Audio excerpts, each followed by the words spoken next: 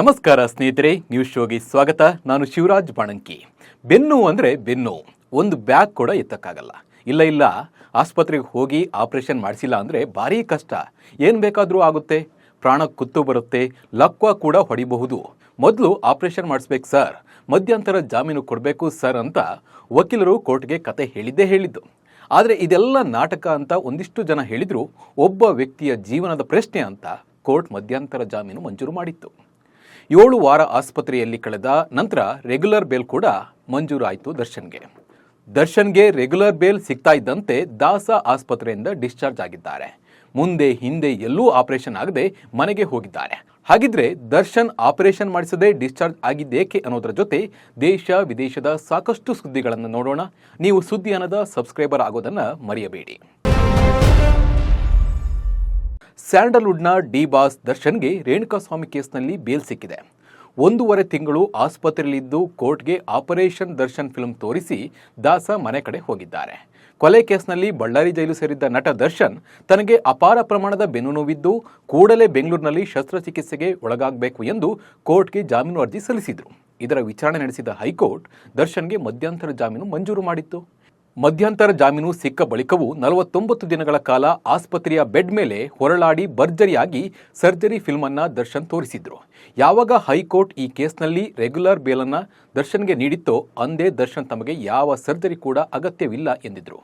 ಈಗ ಫಿಸಿಯೋಥೆರಪಿ ಮೂಲಕವೇ ನಾನು ಗುಣಮುಖನಾಗುತ್ತೇನೆ ಅಂತ ದರ್ಶನ್ ಹೇಳಿದ್ದು ಬುಧವಾರ BGS ಆಸ್ಪತ್ರೆಯಿಂದ ಡಿಸ್ಚಾರ್ಜ್ ಆಗಿದ್ದಾರೆ. ಡಿಸ್ಚಾರ್ಜ್ ಆದ ಬೆನ್ನಲ್ಲೇ ಮಗನ ಹೆಗಲ ಮೇಲೆ ಕೈ ಹಾಕಿಕೊಂಡು ಆಸ್ಪತ್ರೆಯಿಂದ ಹೊರಬಂದ ದರ್ಶನ್ ನೇರವಾಗಿ ಹೊಸಕೆರೆ ಹಳ್ಳಿಯ ಪತ್ನಿಯ ಫ್ಲಾಟ್ಗೆ ಹೋದರು. ದರ್ಶನ್ ಸರ್ಜರಿ ಸಿನಿಮಾ ಭರ್ಜರಿ ಸಕ್ಸಸ್. ಕಳೆದ 1.5 ತಿಂಗಳಿಂದ ಆಸ್ಪತ್ರೆಯಲ್ಲಿ ದರ್ಶನ್ ಚಿಕಿತ್ಸೆ ಪಡಿತಾ ಇದ್ರು. ಕೊನೆಗೂ ಸರ್ಜರಿ ಮಾಡಿಸಿಕೊಳ್ಳದೆ ಆಸ್ಪತ್ರೆಯಿಂದ ದರ್ಶನ್ ಡಿಸ್ಚಾರ್ಜ್ ಆಗಿದ್ದಾರೆ. ಕೇವಲ ಫಿಸಿಯೋಥೆರಪಿ ಮಾಡಿಸಿ ಬೇಲ್ ಸಿಗ್ತಾ ಇದ್ದಂತೆ ಆಸ್ಪತ್ರೆಯಿಂದ ಡಿಸ್ಚಾರ್ಜ್ ಆಗಿದ್ದಾರೆ. ಸರ್ಜರಿ ಮಾಡಿಸಿಕೊಳ್ಳಲು ನಟ ದರ್ಶನ್ಗೆ ಭಯ ಶುರುವಾಗಿತ್ತು. ಹೀಗಾಗಿ ಸರ್ಜರಿ ಮಾಡಿಸಿಕೊಳ್ಳಲು ದರ್ಶನ್ ಹಿಂದೇಟು ಹಾಕಿದ್ದಾರೆ. ವೈದ್ಯರ ಸಲಹೆ ಮೇರೆಗೆ ಆಸ್ಪತ್ರೆಯಿಂದ ದರ್ಶನ್ ಡಿಸ್ಚಾರ್ಜ್ ಆಗಿದ್ದಾರೆ. ಮತ್ತೆ ಅಗತ್ಯವಿದ್ದಲ್ಲಿ ಆಸ್ಪತ್ರೆಗೆ ಬಂದು ಚಿಕಿತ್ಸೆ ಪಡೆದುಕೊಳ್ಳುವಂತೆ ವೈದ್ಯರು ಸೂಚನೆ ನೀಡಿದ್ದಾರೆ. ಹೀಗಾಗಿ ಆಸ್ಪತ್ರೆಯಿಂದ ವೈದ್ಯರ ಸಲಹೆ ಮೇರೆಗೆ ದರ್ಶನ್ ಡಿಸ್ಚಾರ್ಜ್ ಆಗಿದ್ದಾರೆ. ದರ್ಶನ್ಗೆ ಅಪ್ಪ ಅನ್ನಲ್ವಂತೆ ಪವಿತ್ರ ಮಗಳು. ನಟಿ ಪವಿತ್ರ ಗೌಡ ಅವರ ಮಾಜಿ ಪತಿ ಸಂಜಯ್ ಸಿಂಗ್ ಹೇಳಿಕೆ ಸಖತ್ ಸೌಂಡ್ ಮಾಡ್ತಾ ಇದೆ. ಸಂಜಯ್ ಸಿಂಗ್ ಒಂದು ಸಂದರ್ಶನವೊಂದರಲ್ಲಿ ಸಾಕಷ್ಟು ಸಂಗತಿಗಳನ್ನು ಬಿಚ್ಚಿಟ್ಟಿದ್ದಾರೆ. ಅದರಲ್ಲಿ ಅವರ ಮಗಳು ಖುಷಿಯ ವಿಚಾರವೂ ಒಂದು. ನನ್ನ ಮಗಳು ನನಗೆ ಡ್ಯಾಡಿ, ನಾನಾ ಹಾಗೂ ದಾದಾ ಅಂತೆಲ್ಲ ಕರೀತಾಳೆ. ಆಗಾಗ ನಾನು ಫೋನ್ನಲ್ಲಿ ಮಗಳು ಖುಷಿಯ ಜೊತೆ ಮಾತನಾಡ್ತೇನೆ. ಒಮ್ಮೆ ಅವಳು ನಟ ದರ್ಶನ್ ಬಗ್ಗೆ ಹೇಳುತ್ತಾ ನಾನು ದರ್ಶನ್ಗೆ ಅಪ್ಪ ಅಂತ ಕರೆಯಲ್ಲ ಎಂದಿದ್ದಾಳೆ ಎಂದು ಸಂಜಯ್ ಸಿಂಗ್ ಹೇಳಿದ್ದಾರೆ. ಇನ್ನು ಪವಿತ್ರ ಗೌಡ ಕೂಡ ಜೈಲಿನಿಂದ ಮನೆಗೆ ಹೋಗಿದ್ದಾರೆ. ದರ್ಶನ್ ಕೂಡ ಆಸ್ಪತ್ರೆಯಿಂದ ಮನೆಗೆ ಹೋಗಿದ್ದಾರೆ. ಮುಂದೆ ಇವರಿಬ್ಬರ ಗೆಳೆತನ ಹೀಗೆ ಮುಂದುವರಿಯುತ್ತಾ ಅದಕ್ಕೆ ವಿಜಯಲಕ್ಷ್ಮಿ ಬಿಡ್ತಾರಾ ಅನ್ನೋದೇ ಸಾಕಷ್ಟು ಕುತೂಹಲವನ್ನು ಮೂಡಿಸಿದೆ. ರಾಜ್ಯ ಬಿಜೆಪಿಯಲ್ಲಿ ರಾಜ್ಯಾಧ್ಯಕ್ಷರ ಬದಲಾವಣೆ ಕುರಿತು ಗುಸುಗುಸು ಕೇಳಿ ಬರ್ತಾ ಇದೆ. ಕಳೆದ ಉಪಚುನಾವಣೆಯಲ್ಲಿ ಬಿಜೆಪಿಯ 3 ಕ್ಷೇತ್ರದಲ್ಲೂ ಹೀನಾಯವಾಗಿ ಸೋಲುಕೊಂಡ ಬಳಿಕ BY ವಿಜೇಂದ್ರ ಅವರ ವಿರೋಧಿ ಬಣ ಬಹಿರಂಗವಾಗಿ ರಾಜ್ಯಾಧ್ಯಕ್ಷರ ಕುರಿತು ಅಸಮಾಧಾನ ಹೊರಹಾಕಿದ್ದಾರೆ. ಈ ಎಲ್ಲ ಬೆಳವಣಿಗೆ ನಡುವೆ ಜನವರಿಯಲ್ಲಿ ಬಿಜೆಪಿ ರಾಜ್ಯಾಧ್ಯಕ್ಷರ ಬದಲಾವಣೆ ಆಗಲಿದೆ ಎಂದು ಮಾಜಿ ಸಚಿವ ಕುಮಾರ್ ಬಂಗಾರಪ್ಪ ಅವರ ಹೇಳಿಕೆ ಕಮಲಪಾಳ್ಯದಲ್ಲಿ ಸಂಚಲನವನ್ನು ಸೃಷ್ಟಿಸಿತ್ತು. ಈ ಚರ್ಚೆಯ ಬೆನ್ನಲ್ಲೇ ಬಿಜೆಪಿ ರಾಜ್ಯಾಧ್ಯಕ್ಷ ಹಾಗೂ ಶಿಕಾರಿಪುರ ಶಾಸಕ BY ವಿಜೇಂದ್ರ ಅವರು ನವದೆಹಲಿಯಲ್ಲಿ ಪ್ರಧಾನಿ ನರೇಂದ್ರ ಮೋದಿ ಅವರನ್ನ ಭೇಟಿ ಮಾಡಿರುವುದು ಹಲವು ಪ್ರಶ್ನೆಗಳನ್ನು ಹುಟ್ಟುವಂತೆ ಮಾಡಿದೆ. ಪ್ರಧಾನಿ ಮೋದಿ ಅವರನ್ನ ಭೇಟಿ ಮಾಡಿರುವ ಬಿಜೆಪಿ ರಾಜ್ಯಾಧ್ಯಕ್ಷರಾದ BY ವಿಜೇಂದ್ರ ಅವರು ರಾಜ್ಯ ರಾಜಕಾರಣದ ಕುರಿತು ಚರ್ಚೆ ನಡೆಸಿದ್ದಾರೆ ಎನ್ನಲಾಗಿದೆ. ಬಿಜೆಪಿ ರಾಜ್ಯಾಧ್ಯಕ್ಷನಾಗಿ 1 ವರ್ಷ ಆದ ಹಿನ್ನೆಲೆಯಲ್ಲಿ ಪ್ರಧಾನಿಯವರನ್ನ ಭೇಟಿಯಾಗಿ ಆಶೀರ್ವಾದ ಪಡೆದುಕೊಳ್ಳಲಾಯಿತು ಎಂದು ಟ್ವೀಟ್ ಮೂಲಕ ವಿಜೇಂದ್ರ ಸಂತಸವನ್ನ ವ್ಯಕ್ತಪಡಿಸಿದ್ದಾರೆ. ಪ್ರಧಾನಿ ನರೇಂದ್ರ ಮೋದಿ ಅವರ ಭೇಟಿಯು ಅಪೂರ್ವ ಕ್ಷಣಗಳು, ಕರ್ನಾಟಕ ರಾಜ್ಯದಲ್ಲಿ ಪಕ್ಷ ಬಲವರ್ಧನೆಗೆ ದೊರೆತ ಪ್ರೇರಣೆಯ ಕಿರಣಗಳು ಎಂದು ಬಿಜೆಪಿ ರಾಜ್ಯಾಧ್ಯಕ್ಷ ಮತ್ತು ಶಾಸಕ BY ವಿಜೇಂದ್ರ ಅವರು ತಿಳಿಸಿದ್ದಾರೆ. ಮೋದಿ ಭೇಟಿ ಭಿನ್ನಮತಕ್ಕೆ ಬೀಳುತ್ತಾ ಬ್ರೇಕ್. ಇತ್ತ ವಿಜೇಂದ್ರ ಪ್ರಧಾನಿ ಮೋದಿಯವರ ಭೇಟಿ ಬೆನ್ನಲ್ಲೇ ರಾಜ್ಯ ಬಿಜೆಪಿ ಭಿನ್ನಮತಕ್ಕೆ ಬ್ರೇಕ್ ಬೀಳುತ್ತಾ ಎಂಬ ಪ್ರಶ್ನೆ ಎದ್ದಿದೆ. ಮೋದಿ ಜೊತೆಗಿನ ಚರ್ಚೆ ವಿಚಾರ ಸಾಕಷ್ಟು ಕುತೂಹಲವನ್ನು ಮೂಡಿಸಿತ್ತು. ದೆಹಲಿಯಿಂದ ರೆಬಲ್ಸ್ಗೆ ಸಂದೇಶ ರವಾನೆ ಮಾಡಲು ವಿಜೇಂದ್ರ ಪ್ರಧಾನಿಯವರನ್ನ ಭೇಟಿ ಮಾಡಿದ್ದಾರೆ ಎನ್ನಲಾಗಿದೆ. ಪ್ರಧಾನಿ ಮೋದಿ ಅವರ ಮುಂದೆ ಯತ್ನಾಳ್ ಮತ್ತು ಟೀಮ್ ವಿರುದ್ಧ ವಿಜೇಂದ್ರ ಹಾಗೂ ಹಲವು ವಿಚಾರಗಳನ್ನು ಪ್ರಸ್ತಾಪ ಮಾಡಿದ್ದಾರೆ ಎನ್ನಲಾಗಿದೆ.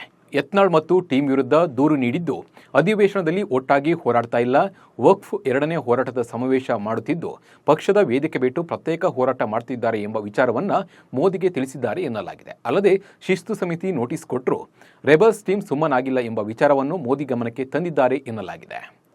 ಎದುರಾಳಿಗಳಿಗೆ ತಾಕತ್ತು ತೋರಿಸಿದ್ರ ವಿಜಯೇಂದ್ರ.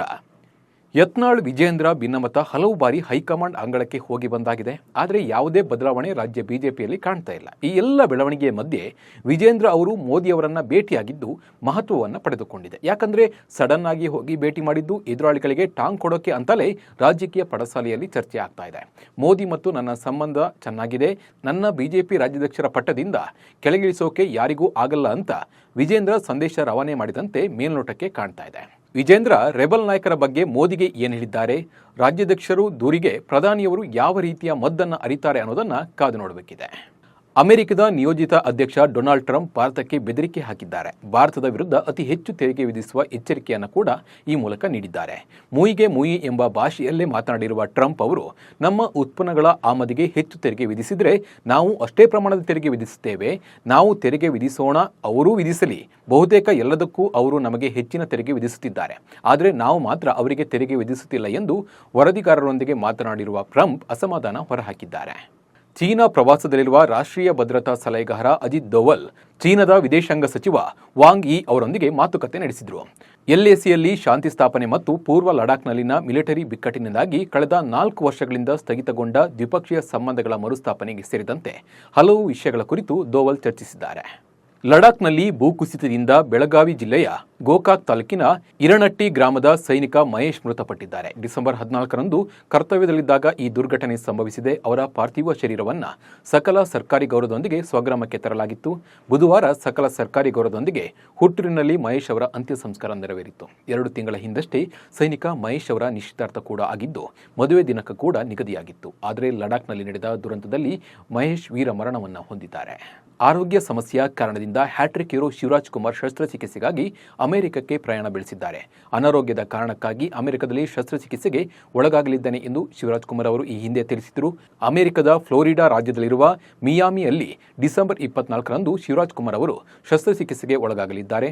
ಶಸ್ತ್ರಚಿಕಿತ್ಸೆ ಬಳಿಕ ಕೆಲ ತಿಂಗಳು ವಿಶ್ರಾಂತಿ ಪಡೆಯಲಿದ್ದು, ಜನವರಿ ಅಂತ್ಯದ ವೇಳೆಗೆ ಮತ್ತೆ ಸಿನಿಮಾ ಕೆಲಸ ಆರಂಭಿಸಬಹುದು ಎನ್ನಲಾಗಿದೆ. ಗುಣಮುಖರಾಗಿ ಬನ್ನಿ ಎಂದು ಲಕ್ಷಾಂತರ ಅಭಿಮಾನಿಗಳು ಶಿವಣ್ಣನಿಗೆ ಹಾರೈಸುತ್ತಿದ್ದಾರೆ. ಕಿಚ್ಚ ಸುದೀಪ್ ಕೂಡ ಶಿವಣ್ಣನ ಮನೆಗೆ ಭೇಟಿ ನೀಡಿ ಧೈರ್ಯ ತುಂಬಿದ್ದಾರೆ. ಕಿಚ್ಚನ ಜೊತೆ ಮಾಜಿ ಸಚಿವ ಬಿಸಿ ಪಾಟೀಲ್ ಹಾಗೂ ಸಚಿವ ಮಧು ಬಂಗಾರಪ್ಪ ಕೂಡ ಇದ್ರು. ಎಲ್ಲ ಮಾತುಕತೆ ಮುಗಿದ ಬಳಿಕ ಎದ್ದು ಬರುವಾಗ ಕಿಚ್ಚ ಸುದೀಪ್ ಅವರು ಶಿವಣ್ಣನನ್ನ ತಬ್ಬಿಕೊಂಡು ಒಂದು ಕ್ಷಣ ಭಾವುಕರಾದರು.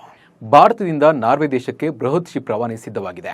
ಭಾರತ ಮತ್ತು ನಾರ್ವೆ ನಡುವೆ ಸುಮಾರು 2,000 ಕೋಟಿ ರೂಪಾಯಿ ಒಪ್ಪಂದ ನಡೆದಿದೆ. ಈ ಮೂಲಕ ದೇಶದ ಪ್ರಮುಖ ಹಡಗು ನಿರ್ಮಾಣ ಸಂಸ್ಥೆ ಉಡುಪಿ ಕೊಚ್ಚಿನ್ ಶಿಪ್ 2 ಮಹತ್ವದ ಮೈಲುಗಲ್ಲು ಸಾಧಿಸಿದೆ. ನಾರ್ವೆ ದೇಶಕ್ಕೆ 3,800 TDW ಸಾಮರ್ಥ್ಯದ ಬೃಹತ್ ಹಡಗನ್ನು ಪೂರೈಕೆ ಮಾಡಿದೆ. ನಾರ್ವೆಯ ರಾಯಭಾರಿ ಕಚೇರಿಯ ಅಧಿಕಾರಿಗಳು ಮತ್ತು ನಾರ್ವೆ ವಿಲ್ಸನ್ ಕಂಪನಿಯ ಸಿಬ್ಬಂದಿ ಉಡುಪಿಯ ಮಲ್ಪೆ ಸಮೀಪದ ಬೋಟ್ ಬಿಲ್ಡಿಂಗ್ 2ಗೆ ಬಂದು ಖರೀದಿ ಪ್ರಕ್ರಿಯೆಯನ್ನು ಪೂರೈಸಿದರು. ಒಪ್ಪಂದಕ್ಕೆ ಸಹಿ ಹಾಕುವ ಜೊತೆಗೆ ಭಾರತೀಯ ಸಂಸ್ಕೃತಿಯ ಪ್ರಕಾರ ಪೂಜೆ ನೆರವೇರಿಸಲಾಯಿತು. ಹಡಗಿಗೆ ಕಾಯಿ ಒಡೆದು ಮಾಲೆ ಹಾಕಿ ಪ್ರಸಾದ ಹಚ್ಚಿ ಆರತಿ ಎತ್ತಿ ಪೂಜೆ ಮಾಡಲಾಯಿತು. ಟೀಂ ಇಂಡಿಯಾದ ಹಿರಿಯ ಸ್ಪಿನ್ನರ್ ರವಿಚಂದ್ರನ್ ಅಶ್ವಿನ್ ಎಲ್ಲ ಮಾದರಿಯ ಕ್ರಿಕೆಟ್ನಿಂದ ನಿವೃತ್ತಿ ಘೋಷಿಸಿದ್ದಾರೆ. ಈ ನಿವೃತ್ತಿ ಘೋಷಣೆಯ ಬೆನ್ನಲ್ಲೇ ವಿರಾಟ್ ಕೊಹ್ಲಿ ಸಹ ಆಟಗಾರನೊಂದಿಗಿನ ಬಾಂಧವ್ಯವನ್ನು ಬಿಚ್ಚಿಟ್ಟಿದ್ದಾರೆ. ನಾನು ನಿಮ್ಮೊಂದಿಗೆ 14 ವರ್ಷಗಳಿಂದ ಆಡಿದ್ದೇನೆ, ನಿವೃತ್ತಿ ಆಗ್ತಿದ್ದೀರಿ ಎಂದು ನೀವು ನನಗೆ ಹೇಳಿದಾಗ ಅದು ನನ್ನನ್ನು ಸ್ವಲ್ಪ ಭಾವುಕನಾಗಿಸಿತ್ತು. ಎಲ್ಲ ವರ್ಷಗಳಲ್ಲಿ ಒಟ್ಟಾಗಿ ಆಡಿದ ನೆನಪುಗಳು ನನ್ನ ಕಣ್ಮುಂದೆ ಬಂದವು. ನಿಮ್ಮೊಂದಿಗೆ ಪ್ರಯಾಣದ ಪ್ರತಿ ಒಂದು ಕ್ಷಣವನ್ನು ನಾನು ಆನಂದಿಸಿದ್ದೇನೆ. ಭಾರತೀಯ ಕ್ರಿಕೆಟ್ ನಿಮ್ಮ ಕೌಶಲ್ಯ ಮತ್ತು ಪಂದ್ಯವನ್ನು ಗೆಲ್ಲುವ ಕೊಡುಗೆಗೆ ಯಾವತ್ತೂ ದ್ವಿತೀಯ ದರ್ಜೆಯದಾಗಿರಲಿಲ್ಲ. ನೀವು ಎಂದೆಂದಿಗೂ ಭಾರತೀಯ ಕ್ರಿಕೆಟ್ನ ದಂತಕಥೆಯಾಗಿ ನೆನಪಿನಲ್ಲಿ ಉಳಿತೀರಿ. ಕುಟುಂಬದೊಂದಿಗೆ ನಿಮ್ಮ ಜೀವನ ಸುಖಕರವಾಗಲಿ. ಇದಕ್ಕಿಂತ ಹೆಚ್ಚಿದ್ದನ್ನು ನಾನು ಬಯಸುವುದಿಲ್ಲ. ಪ್ರೀತಿ ಗೌರವದೊಂದಿಗೆ ಎಲ್ಲದಕ್ಕೂ ಧನ್ಯವಾದಗಳು ಗೆಳೆಯ ಎಂದು ವಿರಾಟ್ ಕೊಹ್ಲಿ ಸೋಷಿಯಲ್ ಮೀಡಿಯಾದಲ್ಲಿ ಬರೆದುಕೊಂಡಿದ್ದಾರೆ. ಇವಿಷ್ಟು ಇವತ್ತಿನ ನ್ಯೂಸ್ ಶೋ ಸುದ್ದಿಗಳು. ನಮಸ್ಕಾರ.